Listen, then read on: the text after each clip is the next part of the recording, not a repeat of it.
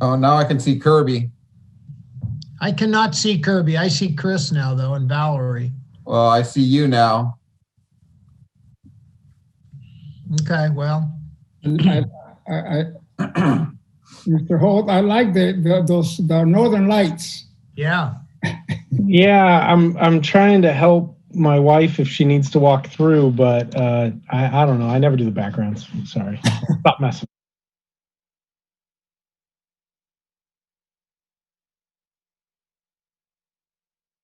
And see you too.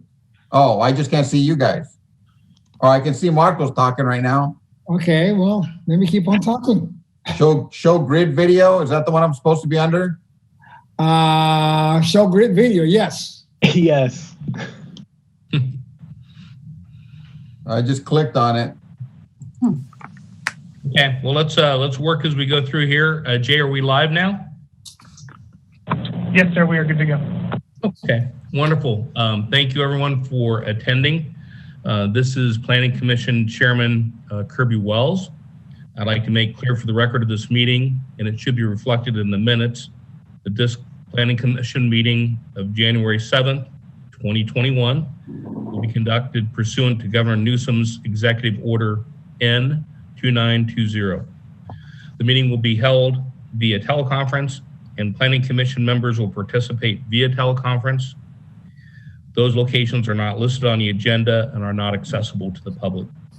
The public is encouraged to listen to the Planning Commission meeting live on Woodland TV channel 20, and also by going to the City of Woodland website, which is located at www.cityofwoodland.org/meetings. If you'd like to wish to make a comment during the general public comment or on a specific agenda item, there are three ways of doing that.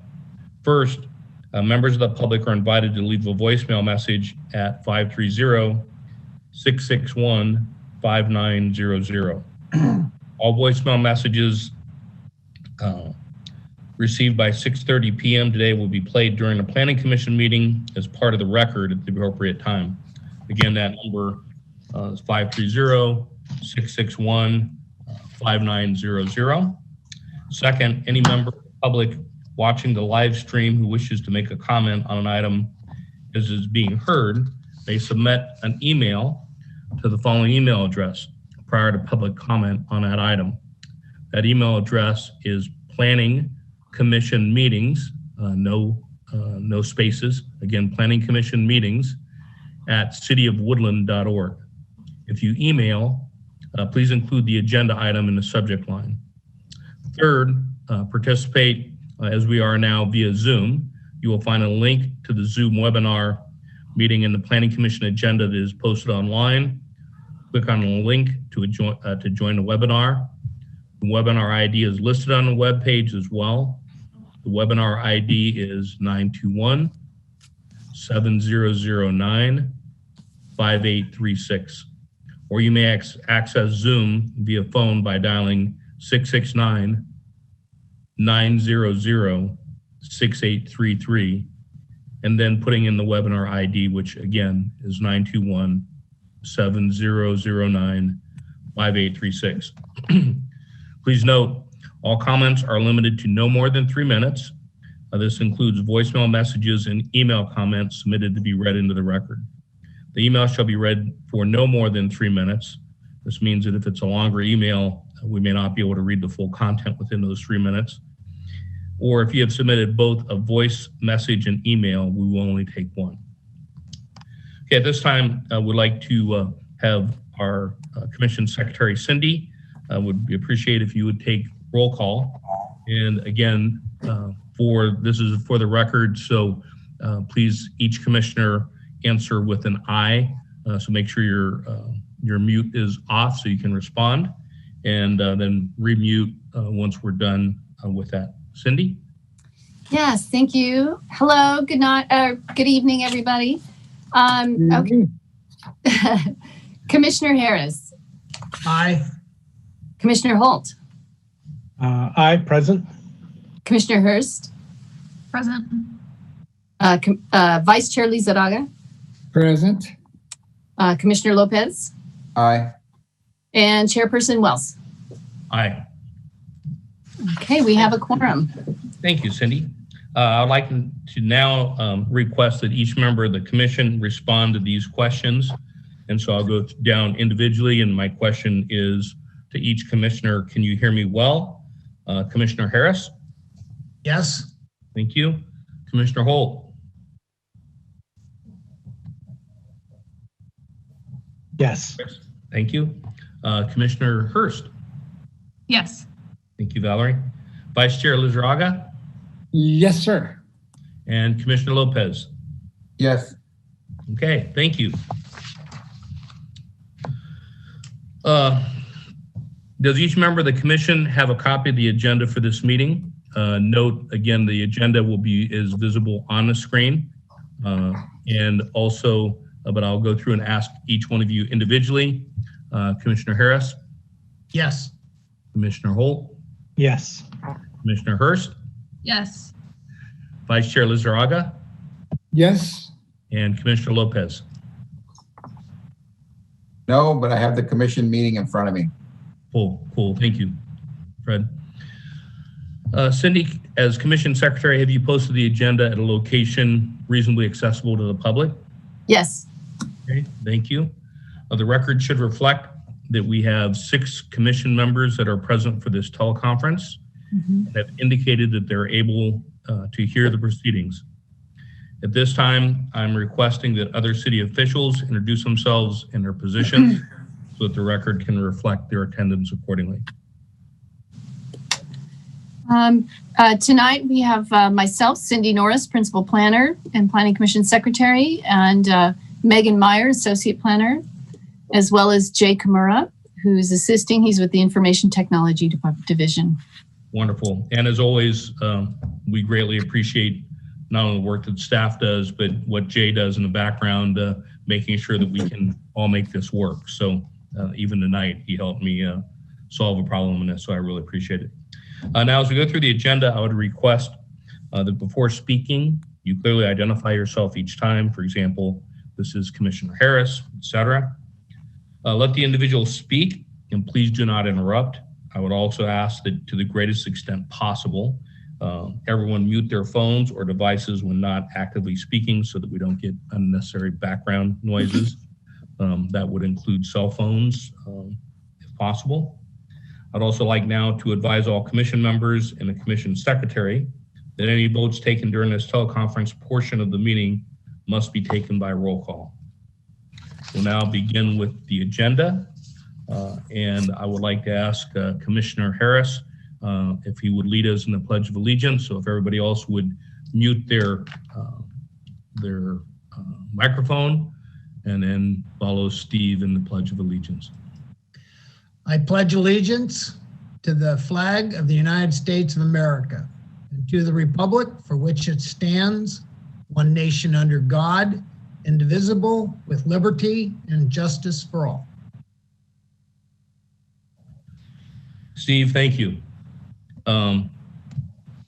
Okay, item E, any staff statements, Cindy, or any request?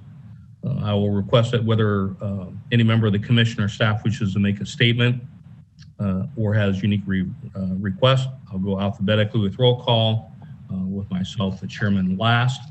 So we'll start with Cindy. Do we have any staff comments, Cindy?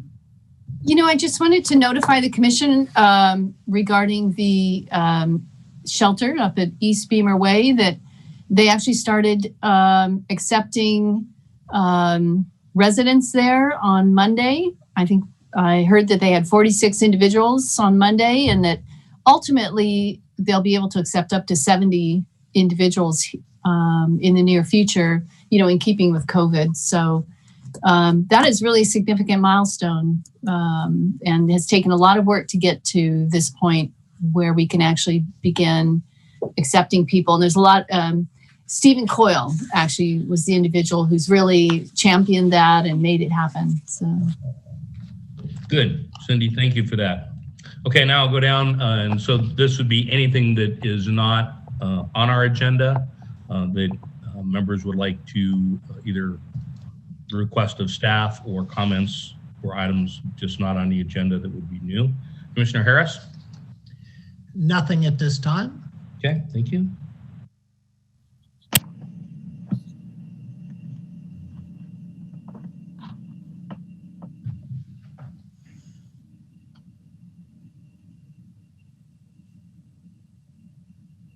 I think you're on mute, Kirby. Yes. Here. Sure, Mr. I'm the one that's Chairman, muted. I'm sorry, Chris. So, Chris, any comments or items for the staff? No, sir. Okay, thank you, Chris. Commissioner Hurst? No. Okay. Vice Chair Lizarraga? Yes, I have a comment. Make sure you have your microphone on.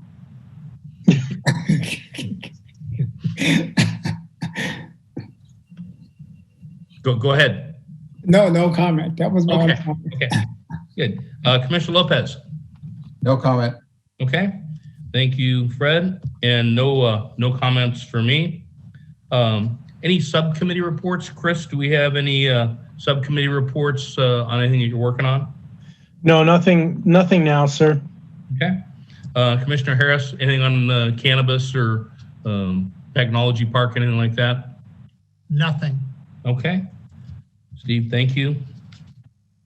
Okay, Cindy, do we have any communications from the public that other than what we would that are not attached to this agenda, any mail or anything like that? No, and I believe Jay indicated that there were no comments. Okay, that is correct. Okay. Excellent. Next item is item G, which is minutes. So we have minutes for Thursday, October 1st, 2020. Are there any amendments or corrections to the minutes? Let me go down. I'll start through that process. Commissioner Harris? None. Okay. Commissioner Holt? No, sir. Okay. Commissioner Hurst? No. Thank you, Valerie. Vice Chair Lizarraga? No, sir. Okay. It's Marco. Commissioner Lopez? Nope. Okay. Thank you, Fred. And no corrections or adjustments for me. So at this time, would someone entertain a motion to approve the minutes of October 1st, 2020? This is Commissioner Lizarraga. I so move. Okay, so I'll second that. Commissioner we have Lopez. we have a motion by Commissioner Lizarraga, and we have a second by Commissioner Lopez. So now I'll go through for an aye to support. Commissioner Harris? Aye. Okay. Commissioner Holt? Aye. Commissioner Hurst? Aye. Thank you. Vice Chair Lizarraga? Aye. Okay. Commissioner Lopez? Aye. And Commissioner Wells, and I am an aye. The motion passes unanimously. The minutes are approved. Our next item, and just for clarification, this item is not an item for a public hearing. However, we will go through the process of taking the report from staff. We will entertain commissioner comments and questions. And if there are some input from members of the public that are on the meeting, we'd certainly appreciate their input as well. But again, this is not a public hearing. And so we will just be making a motion to approve the staff's report on this item. So Cindy, I'm assuming that Megan will be doing this report for us? Correct. Okay, Megan.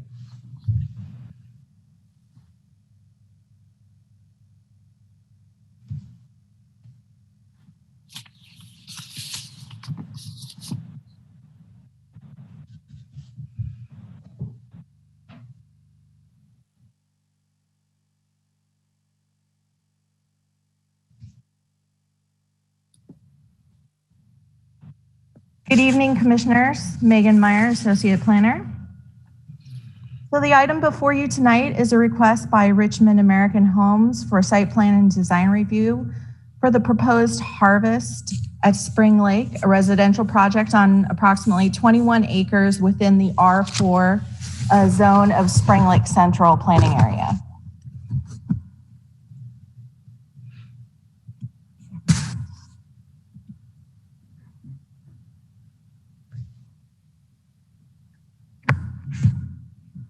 The Harvest subdivision in Spring Lake Central is phase 3, and it's located within the central portion of Spring Lake, near the heart of Spring Lake on the west side of Pioneer Parkland Curve, notated here in red. Just north of Heritage Parkway and the future multifamily site. The subdivision was created with approval of tentative subdivision map number 5027 on May 5th of 2015.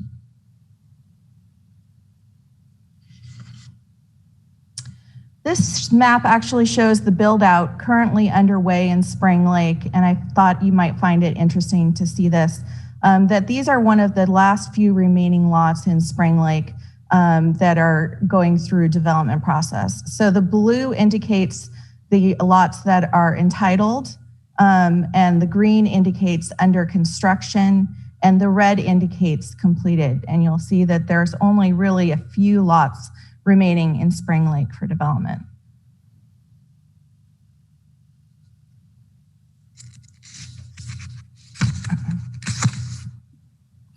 The project in its entirety consists of 84 single-family detached homes, and the homes range in size from approximately 2,000 square feet to 3,168 square feet, and a mixture of single-story and two-story homes. The setback requirements are relatively standard, with a front setback of 17 feet and side setbacks of 5 feet, with a 20 rear foot setback. You can see by the color disbursement and variation on the plot plan, the different floor plan configurations and home styles. The applicant provided a diverse mix throughout the development. As stated previously, the original map was approved in 2015. And subsequent stub out of utilities did dictate some of the lotting in this development. Again, the map was approved in 2015, and a different variation of lots. You'll see some of them are rather large. The applicant did work with staff to facilitate larger side yards to accommodate possible ADUs in the future.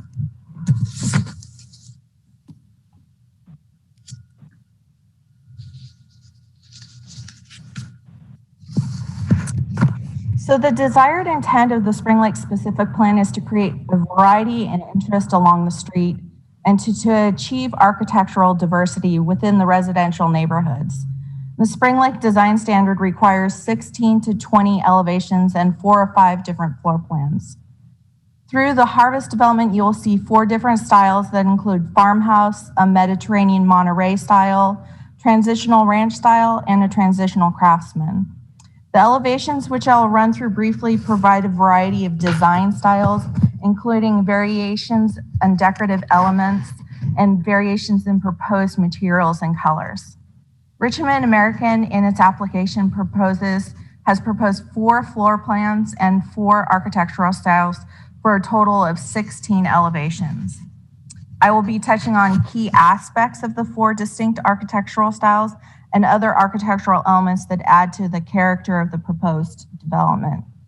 You will see the applicant has worked to incorporate usable front porches or courtyards and to develop a mix of architectural materials and roof styles that are diverse yet appropriate to each architectural style. The largest of the 4 homes offered is the Pardue at just over 3,000 square feet, and will make up approximately 25% of the homes in the development. The farmhouse elevation you can see is a mixture of materials to provide visual interest, with the use of batten board facade sections mixed with different stone accents and stucco. And some of the accents include the use of shutters, enhanced sills, and around the windows. The traditional craftsman style features a mix of materials, including shingle siding, stucco, and natural stone. These homes feature broad pitched gable roofs, accents with stacked stones on the tapered pillars, and other architectural elements include exposed wooden structural elements and multi-pane windows. The Monterey home has the finished stucco body with decorative features such as recessed corbels at gables, arched entranceways, terracotta-inspired S-shaped roof tiles, and enhanced sills and shutters to give dimension and appearance of deeper set recessed windows, which sit back into the wall slightly. Nice variation from the flat windows. And the traditional ranch-style home has traditional elements with a lap siding, dormers, and brick accents and shutters. Richmond American has offered a large number of options for homeowners to customize their homes, actually more than I have seen in most developments. These include from interior gourmet kitchen options to optional bedrooms and deluxe bathroom amenities, also outdoor options such as covered patios and multi-sliding patio doors, creating indoor-outdoor spaces. Here you can see the page design at 2,493 square feet, and it makes up approximately 24% of the homes in the development. Here again, you can see the use of batten board facade sections mixed with different stone accents and stucco. Some of the accents include the use of shutters and enhanced sills around the windows again. And it should also be noted that all the homes will provide solar and be fitted to facilitate electric car chargers and tankless water heaters to meet the city's intent for climate action plan. Here again, Richmond American offers a number of options for the homeowners to customize their space, with interior gourmet kitchens again and bedroom options to outdoor covered patios in 3 different sizes on this plan.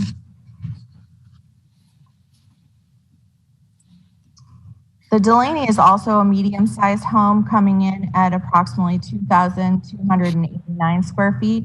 With many of the same architectural details found throughout the development, these homes offer distinct pop-out elements to the front facade and tower elements at the portico of the Monterey style home.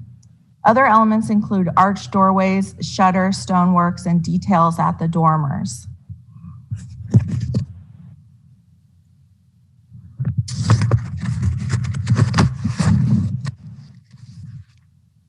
As you can see, these homes have the same attention to architectural detail and continued with the variation in floor plan options.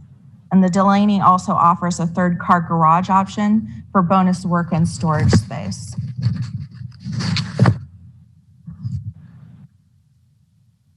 So the Decker is the smallest of the homes at just over 2,000 square feet in size, and this home brings in some additional elements, such as the shed roof accent on the farmhouse and additional detailing at the portico on the towers.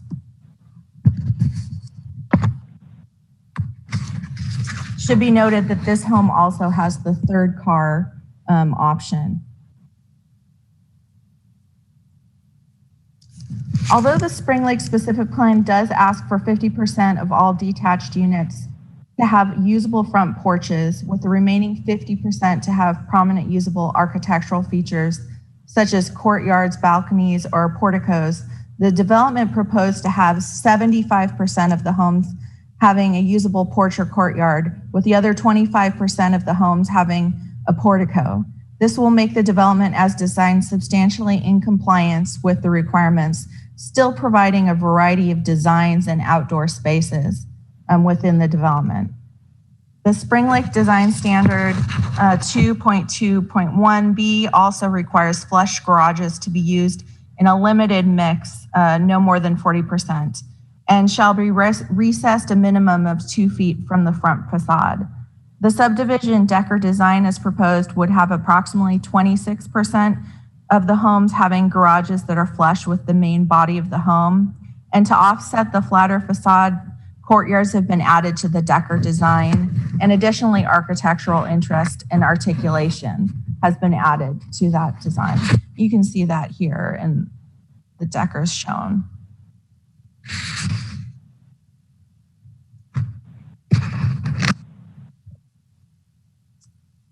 Here you can see the applicant has worked to develop a variety of architectural styles and color palettes. with 6 different styles of stone and masonry and a variety of different roof treatments. They did work with staff to give a variety of colors within the palette.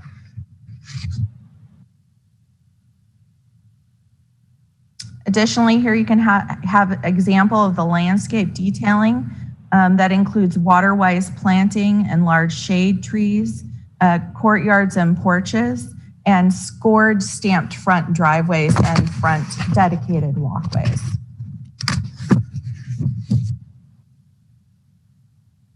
Staff's review of the design elevations and site plan provided finds that the proposal is in substantial compliance with the Spring Lake specific plan and design standards, and recommends that the Planning Commission approve the project as conditioned.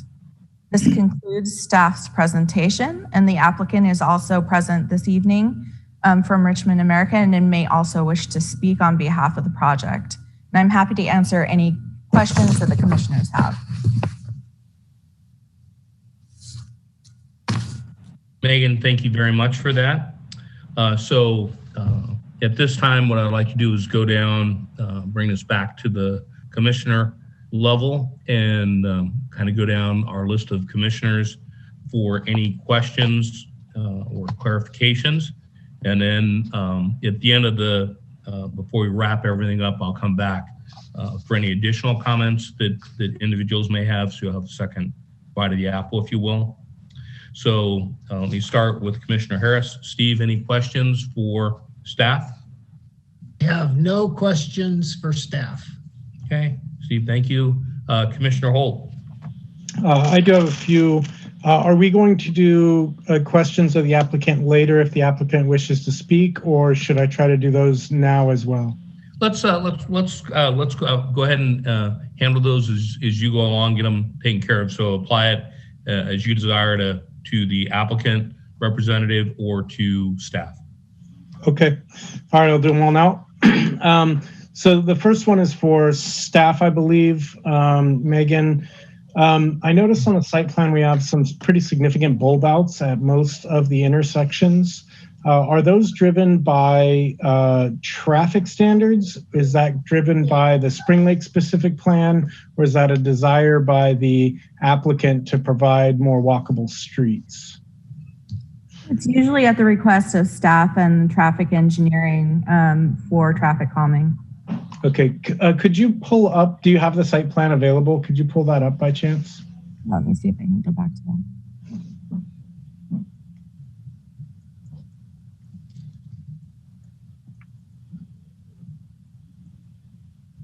There we go. Yeah, and so I'm kind of noting, like where Winnie Drive and Galvin come together, there's kind of a, it trunks down quite a bit. Can you tell me, was that driven by traffic standards? I'm just concerned a little as we add these bulb outs in some of our streets, sometimes it can actually create more hazard than it helps. Also, kind of Fowler and Smith, that's a really tight little intersection right there. I'm just wondering who's driving that. It's my understanding that street improvement plans have been approved for this already, and that would be consistent with other design criteria provided in Spring Lake developments. Okay. All right. Yeah, I know sometimes we get a little overzealous with some of those bulb outs, and it can create impasse areas where cars, especially larger trucks, have trouble passing each other. Just putting that out there. But all right. Then I do have a couple of questions for the applicant if they are available to answer them. I'm sorry, would that be you, Jeremy? Yeah, this is Jeremy Sutter with Richmond American Homes. Great. And I also have a colleague of mine that's working on this project with me, Lily Valenzuela. She's also available if need be. Okay, great. Hi, Lily and Jeremy. Thank you guys for bringing the project, first of all. We, as Megan was showing, we are getting close to the end of Spring Lake, and that's great. I think many of us who've been on the commission for a while have been working on this. I noticed one interesting element within your guys' design, there they are, the names. It happens to be on the Decker and Delaney plans, and it's that third car garage. And my question to you guys would be, is this something you guys have put in previous developments in other areas? And how have you typically seen residents use that? Do people convert it to an ADU, or do they typically use it for kind of the extra storage idea? Yeah, we do third car options when we can on some of the lots, and like this, and it's usually like an add-on like this. And typically, I don't know of any projects where they were consistently doing any ADUs. It's really used as a third car garage or storage. Okay, great. And I do note that you guys have some wider side yards to possibly facilitate future ADUs if owners ever wanted to do that. I did note as I was looking at the plan, just judging by the way it's oriented to your floor plan, there aren't actually that many sites in this development that can handle that. I wrote them down, and then I decided, yeah, it looks like 1, 2, 3, 4, 5, 6 sites. I'm counting site 18 and 20, 62, 71, and 72 are really the only ones that can really accommodate that extra garage. But thank you guys for making the effort, and hopefully we can increase some of our housing density through ADUs. And if people convert that, that would be great as well. So that's all my questions. Thank you. Chris, thank you. Commissioner Hurst. Hi, good evening. Hi. I had a question about, it looks like, yes, the Purdue plan and the front porch. I kind of estimated it because I wasn't quite sure how large it actually measured. I'm not sure if I was not able to find that, but it seems like maybe 6 or 8 feet is the front porch of the Purdue. Am I correct? Correct. Okay. Okay, so that's actually pretty okay, pretty large. I'm thinking about kind of like the Decker and Purdue plans, especially for the back, is integrating like an outdoor fan into the build out part of the initial design that we're approving today, or that we can suggest within those outdoor patio areas? It might be an option to the outdoor patio, and I'll let Jeremy field that. Yeah, usually on our outdoor patios in the rear, there usually are fan options that people can select. And so I think we usually offer them on all of our outdoor patios in the back, but they're usually always options. Okay, there is options.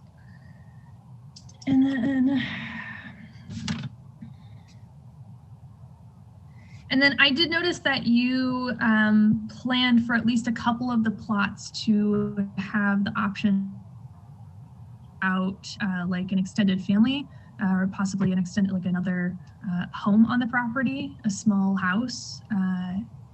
Are there any, why was the reason why you didn't build that out in the first place in these plans, or you're just leaving it up to the decision of the homeowner?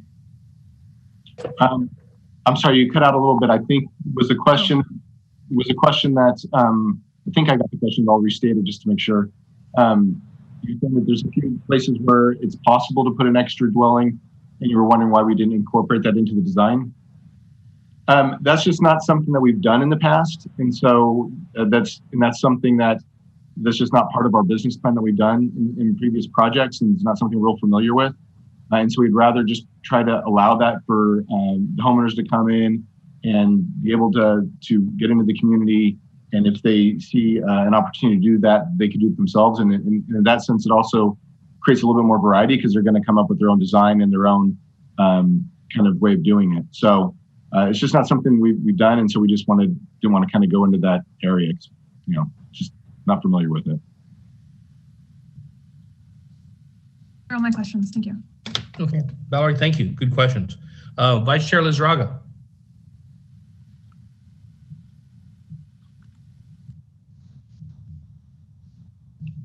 Okay, took me a while to unmute. Of course, I don't have any comments. Marco, thank you. Mr. Lopez, Fred? Nothing. Okay, good, thank you. And I have no questions for staff or for the applicant at this time. And so what I would like to do is see if someone is willing to make a motion to approve the proposed conceptual residential architectural site designs. But before I do that, let me come back. Jay, is there anybody that's on the site from the public that we would like to comment? I do not see any hands raised. We do have somebody connected to the public though. Okay. So let me just ask at this time if you would like to make a comment.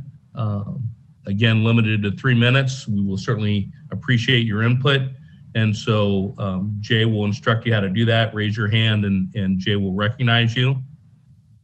If not, we'll move on. Let me give you a couple seconds to figure that out. I think we are good to go. Okay. Okay. So do we have anyone who will be entertaining the motion? This is Commissioner Lizarraga. I will move that the Planning Commission approve the proposed conceptual residential architectural and site designs for 84 lots as part of the Harvest and Spring Lake project by Richmond American, subject to the conditions of approval. Okay, so we have a motion. Do we have a second? I'll second that, Harris will Commissioner second. Lopez. Okay, seconded by Lopez. Fred, thank you. Okay, so now let me go down. So we have a motion to approve the proposed conceptual residential architectural and site designs as read by Marco. And so let me start. And so again, please give me a verbal yay, nay, or abstain. Commissioner Harris? Yay. Okay. Commissioner Holt? Aye. Yay. Okay. Commissioner Hurst? Yay. Thank you, Valerie. Vice Chair Lizarraga? Yes. Okay, Marco, thank you. Commissioner Lopez? Yes. Thank you, Fred. And I will vote yes. So the motion passes unanimously. And so we can move on from there. And so at this time, we will go back and I'm now going to recognize each commissioner individually to see if there are any follow-up comments to either staff or to the applicant, starting with Commissioner Harris. Steve? None. Okay, thank you, Steve. Commissioner Holt? None, sir. Okay. Commissioner Hurst?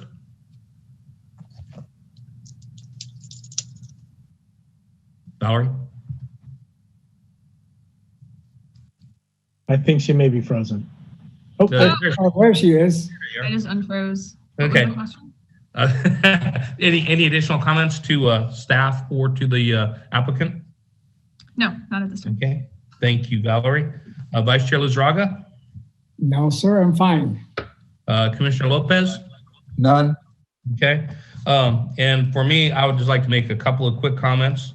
One, we appreciate Jeremy and Lily for being here. We appreciate your company bringing us to the city of Woodland. We're, as Chris said, we're very excited to see this whole Spring Lake project coming to a completion. And I also like to thank our public in kind of the background. We had a lot of work that was done by one individual in the community by the name of Bruce Jackson. I think he spent a good deal of time going through and providing information and ideas to both staff and the applicant, and I think we ended up with a better project for that work.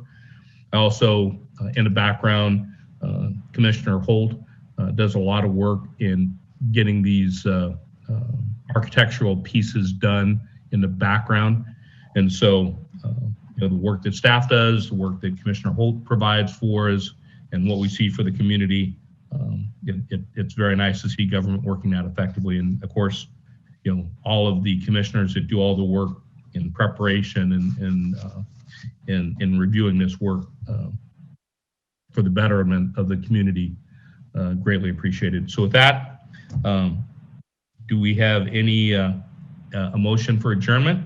I so move. Okay, Marco makes a Commissioner motion. Lopez seconds it. Lopez seconds it. Let me run down the list. Harris? Aye. Okay. Bolt? Aye. Hurst? Aye. Vice Chair Lizraga? Well, of course. Commissioner Lopez? Aye. And I'm a yes, so we are officially adjourned. Thank you, everybody. Great job tonight. Thank you for the presentation to the staff, and have a good night. Thank you. Thank you. Everybody. Reverend Wells, you did a great job as always. Happy New Year, everybody, and thank you. Thank you. Before you guys get away, our Woodland Kiwanis Club on the 22nd of Friday, we're having a drive-through pasta dinner for 4. The salad, the pasta, the French bread, dessert, everything. So it's a $50 ticket. Anybody interested, we'd love to sell them to you. It goes to kids programs in our communities. Call me. You have my number. Okay, perfect. Thank you, Okay, Steve. thank you. Absolutely. Good, Steve. Bye, everybody. Thank you. See you in a Bye. couple weeks. Take care.